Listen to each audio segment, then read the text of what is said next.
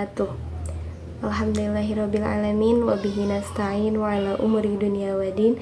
Assalatu wassalamu ala asrafil anbiya'i wal mursalin wa ala alihi wa sahbihi ajma'in, amma ba'du.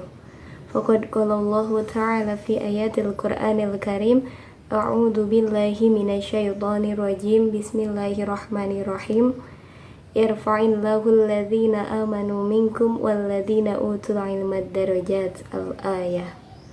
Al-mukarram wal muhtaram Ustazah Helna Nelis, Allahu yu'ti as-salama wa sihah wa asdiqai alladhi yarhamuhum.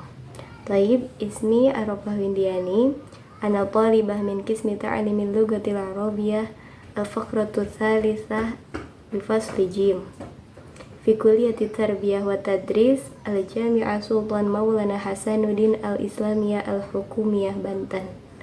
Taib, sa'asyrah lakum anil maddah, dasar-dasar kependidikan, bil maudu' konsep dasar pendidikan. Baiklah, pada kesempatan kali ini izinkan saya untuk menjelaskan tentang konsep dasar pendidikan. Pada pertemuan kali ini ada beberapa poin yang akan saya sampaikan. Di antaranya yang pertama pengertian pendidikan, yang kedua tujuan pendidikan, dan yang ketiga fungsi pendidikan, dan yang terakhir pelaksanaan pendidikan nasional. Nah, pada kesempatan kali ini pengertian pendidikan. Menurut Undang-Undang Republik Indonesia Nomor 2 Tahun 2003, pendidikan memiliki arti adalah sebuah usaha sadar dan terencana dalam mewujudkan suasana belajar dan proses pembelajaran agar peserta didik secara aktif mengembangkan potensi dirinya untuk memiliki kekuatan spiritual keagamaan, pengendalian diri, kepribadian, kecerdasan, akhlak mulia, serta keterampilan yang diperlukan dirinya, masyarakat, bangsa, dan negara. Nah, itu adalah pengertian pendidikan menurut Undang-Undang Republik Indonesia Nomor 2 Tahun 2003. Adapun konsep pendidikan menurut Ki Hajar Dewantara, yang mana beliau adalah salah satu mantan Menteri Pendidikan pada tahun 1956 dan salah seorang pendiri Taman Siswa pada saat itu, beliau mengkonsep pendidikan yang pertama yaitu Ingarsa Sung Tuluda, yang kedua Ingmadya Mangun Karsa, dan yang ketiga Tuturi Handayani. Nah, konsep pendidikan menurut Ki Hajar Dewantara yang pertama adalah Ingarsa Sung Tuluda. Ingarsa Sung Tuluda mempunyai makna yang berada di depan, memberikan teladan atau contoh. Dalam implementasinya, teladan ini bisa diartikan sebagai tenaga pengajar, pemimpin, atau siapapun yang berada yang memberikan contoh yang baik bagi yang mengikutinya. Nah, yang kedua, konsep pendidikan yang kedua yang dicetuskan oleh Ki Hajar Dewantara adalah Ingmadya Mangun Karsa. Ingmadya Mangun Karsa memiliki arti berada di tengah, membangun atau mencetuskan ide. Dalam dunia pendidikan, konsep pendidikan yang kedua ini dapat diimplementasikan dengan guru yang mempunyai peran penting dalam mengembangkan muridnya agar menciptakan ide dalam proses belajar. Nah, konsep yang ketiga mungkin sudah tidak asing lagi bagi kita karena istilah tersebut biasanya terpampang di logo-logo Kementerian Pendidikan dan Kebudayaan Indonesia. Yang ketiga yaitu Tuturi Handayani. Tuturi Handayani mempunyai makna dari belakang.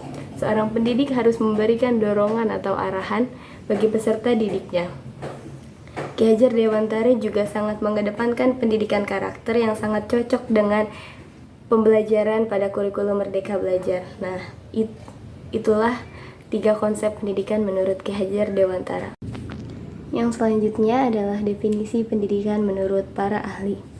Pendidikan memiliki definisinya sesuai dengan para ahlinya. Nah, yang pertama adalah menurut F.H. Phoenix, pendidikan adalah education is the process whereby person intentionally guide the development of person.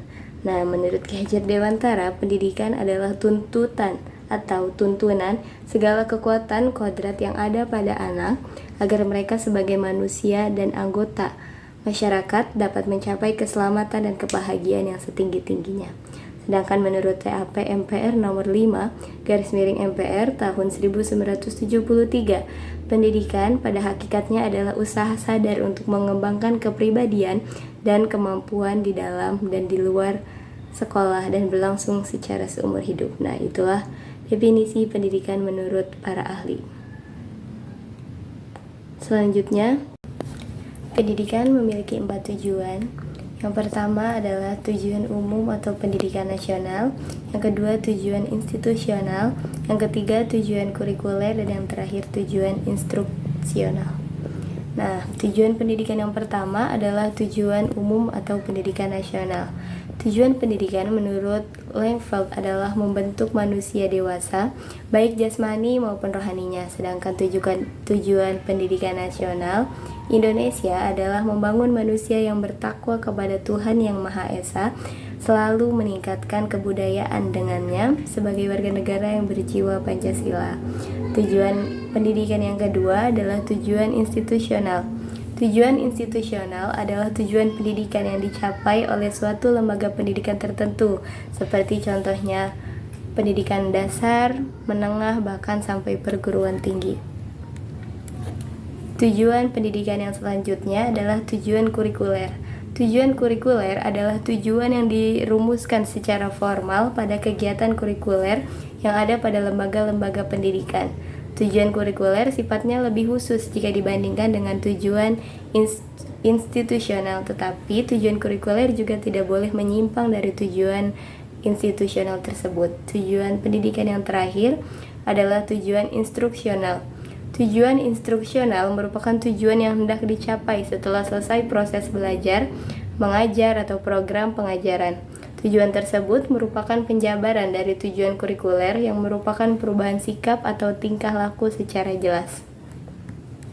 Nah, selanjutnya, pendidikan memiliki beberapa fungsi. Di antaranya, yang pertama, pendidikan mempunyai fungsi menanamkan keterampilan yang diperlukan untuk ikut ambil dalam berdemokrasi, dan yang kedua, mengembangkan bakat yang dimiliki oleh setiap orang demi kepentingan pribadi dan masyarakat. Fungsi pendidikan yang selanjutnya adalah mempersiapkan anggota masyarakat untuk mencari nafkah. Yang keempat, melestarikan budaya. Yang kelima, mengurangi pengendalian orang tua.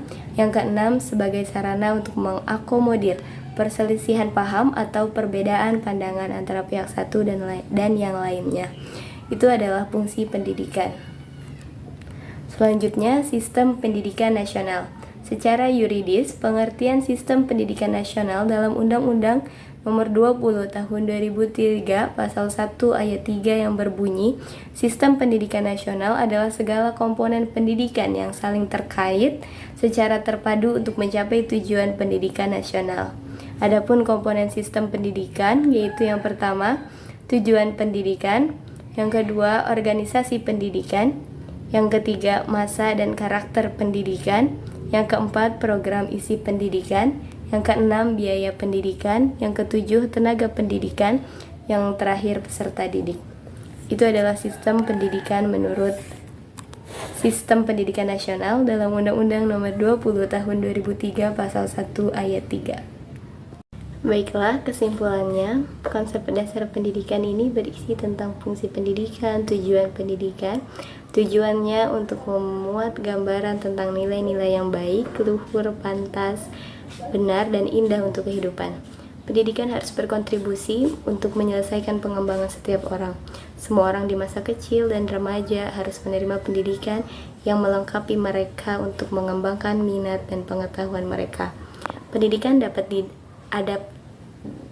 dapat didapatkan baik dari keluarga, sekolah, maupun lingkungan masyarakat sekitar. Ki Hajar Dewantara berkata, pendidikan bukanlah persiapan untuk hidup, melainkan pendidikan itu sendiri merupakan kehidupan. Mungkin cukup sekian dari saya, kurang dan lebihnya mohon dimaafkan.